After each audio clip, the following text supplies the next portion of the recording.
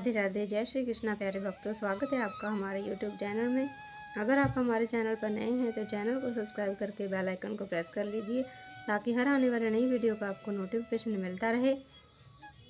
कल हमने सुना कि कैसे मैया यशोदा ने नंदलाल को ओखली से बांध दिया था, लेकिन आज जो हम सुनने वाले हैं वह सिर्फ शरारत नहीं, एक दिव्य चमत्कार है। आज है हमारी भगवान श्री कृष्ण की 30 दिवसीय लीला श्रृंखला का 25वां दिन। आज हम सुनने वाले हैं भगवान श्री कृष्ण की ऐसी अद्भुत लीला कि जब भगवान श्री कृष्ण ने 2 वृक्षों का उद्धार किया था। भगवान की यह सुंदर लीला समझ से परे ज़रूर है, लेकिन भक्ति से सब समझ में आ जाता है। तो चलिए शुरू करते हैं हमारी आज की पवित्र कथा। महाराज परीक्षित के मन में जिज्ञासा हुई कि कुबेर के इन पुत्रों ने ऐसा क्या पाप किया था जिससे क्रोधित होकर नारद मुनि को उन्हें श्राप देना पड़ा। उत्तर में सुखदेव गोस्वामी इसका इतिहास सुनाते हैं। कुबेर के ये दोनों पुत्र शिवजी के महान भक्त थे। महादेव की विशेष अनुकंपा के कारण वे सदैव गर्भ में रहते। उन्हें शिवजी से कैलाश पर्वत पर स्थित मंदाकिनी नदी में विहार करने की अनुमति प्राप्त हुई थी। हर समय वरुणी मदिरा के नशे में चूर उनकी आंखें चढ़ी रहती थी और वे हमेशा स्त्रियों के संग में कैलाश के उपवनों में भोग विलास किया करते थे। एक समय जब वे दोनों कमल पुष्पों से आच्छादित मंदाकिनी गंगा के जल में युवतियों के साथ विहार कर रहे थे, देवऋषि नारद वहां से गुजरे। कुबेर पुत्रों को देखते ही वे भली भांति पूरी स्थिति समझ गए। नारद मुनि को देखते ही गंगा में नग्न विहार कर रही युवतियां अत्यंत लज्जित हो उठी और उनके शाप के भय से तुरंत अपने शरीरों को वस्त्रों से ढक लिया, परंतु नशे में चूर कुबेर के पुत्रों को कोई लाज नहीं आई। नारद मुनि की परवाह किए बिना वे वैसे ही खड़े रहे।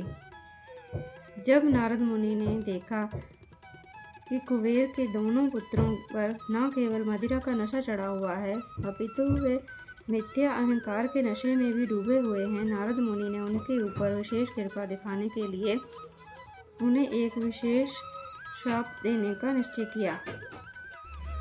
नारद मुनि बोले, इस संसार में 4 वस्तुएं व्यक्ति को अत्यंत घमंडी बनाकर भोग विलास के लिए प्रेरित करती हैं। वे हैं सुंदर शरीर, उच्च परिवार में जन्म, विद्वता तथा धन। परंतु इन चारों में भी धन का नशा व्यक्ति की बुद्धि को सर्वाधिक भ्रमित करता है। घमंडी व्यक्ति मूर्खतावश अपने धन का प्रयोग सुरा, सुंदरी तथा जुए के भोग में करता है। अपने धन अथवा उच्च जन्म पर अभिमान रखने वाले लोग इतने क्रूर हो जाते हैं कि वे अपने मर्त्य शरीर को पोषने के लिए निर्दयता से निरीह प्राणियों की हत्या करते हैं और कई बार तो वे केवल मनोरंजन के लिए पशुओं का वध करते हैं। कुछ लोग स्वयं को अत्यंत महत्वपूर्ण व्यक्ति जैसे प्रधानमंत्री अथवा देवता मानकर घमंडी बन जाते हैं। वे भूल जाते हैं कि मृत्यु के पश्चात उनका वह शरीर कीड़ों, मल अथवा राख में परिणत हो जाएगा। वास्तव में यह शरीर किसका है? देखा जाए तो यह शरीर भौतिक तत्वों से मिलकर बना है और मृत्यु के बाद उन्हीं तत्वों में विलीन हो जाता है, इसलिए यह शरीर सबकी संपत्ति है। मूर्खों के अतिरिक्त भला कौन होगा जो अपने इस शरीर का पालन करने के लिए पशु हत्या जैसा पाप करेगा। अपने धन पर अभिमान करने वाले लोग इस सच्चाई को देख नहीं सकते, इसलिए उनकी आंखों के ऊपर पड़े भ्रम के पर्दे को हटाने के लिए आवश्यक है कि उन्हें निर्धन बनाकर उनका उपचार किया जाए। निर्धन व्यक्ति सहजता से इस संसार के कष्टों का अनुभव कर पाता है और दूसरों को कभी कष्ट नहीं देता। जिस व्यक्ति के पैर में कांटा चुभा होता है, केवल वही दूसरे व्यक्ति की पीड़ा अनुभव कर सकता है, इसलिए वह कभी नहीं चाहता कि किसी व्यक्ति के पैर में कांटा चुभे। परंतु जिस व्यक्ति को कभी कांटा नहीं चुभा, वह भला उसकी पीड़ा को कैसे समझ सकता है। निर्धन व्यक्ति को अपना भरण पोषण करने के लिए कठोर श्रम करना पड़ता है, और विधाता की इच्छा से उसे जो प्राप्त होता है वह उसमें संतुष्ट रहता है।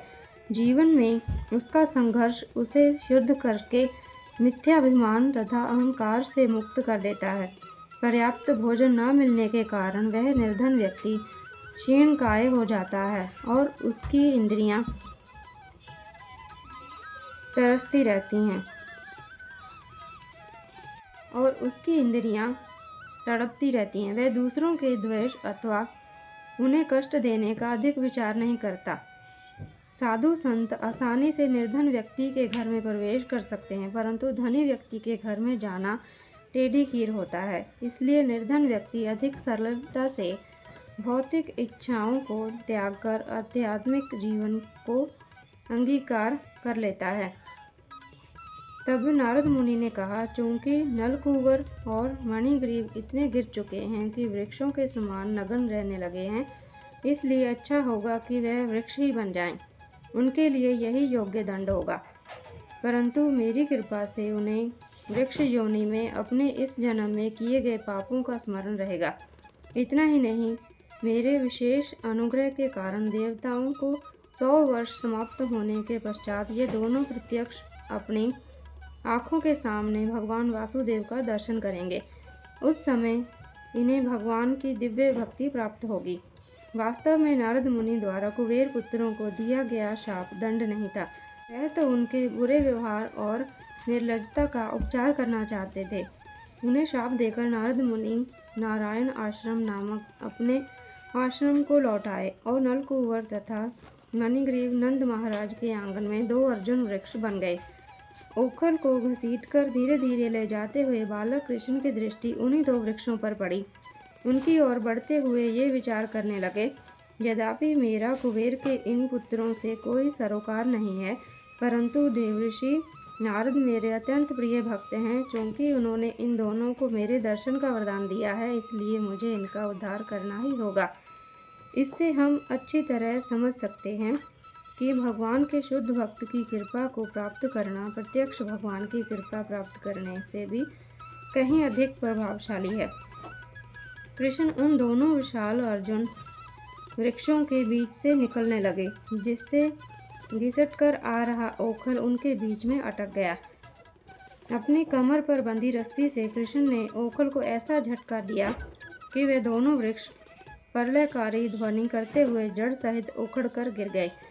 यह लीला दामोदर लीला के नाम से जानी जाती है। भगवान कृष्ण का एक नाम दामोदर भी है, अर्थात जिनके उदर पर रस्सी बंधी थी। वृक्षों के ढहते ही उनके अंदर से चारों दिशाओं को जगमग करते 2 तेजस्वी पुरुष प्रकट हुए। अपने सिर झुकाकर तथा करबद्ध होकर उन्होंने कृष्ण को प्रणाम किया और उनकी स्तुति करने लगे। हे भगवान, आप परम नियंता हैं और सृष्टि से पहले केवल आपका अस्तित्व था।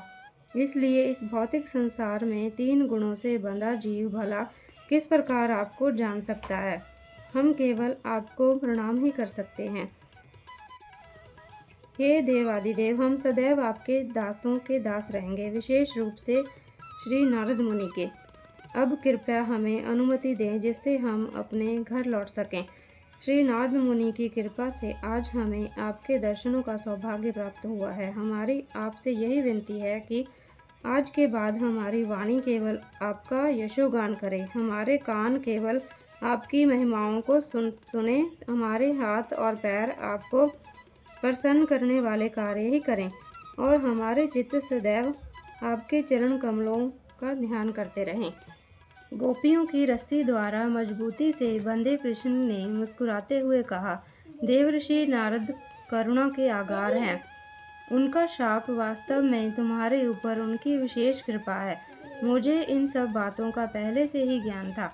जिस प्रकार सूर्य के संपर्क में आने से अंधकार नष्ट हो जाता है, उसी प्रकार मेरे शुद्ध भक्तों के संपर्क में आने से व्यक्ति का भौतिक बंधन छिन्न भिन्न हो जाता है।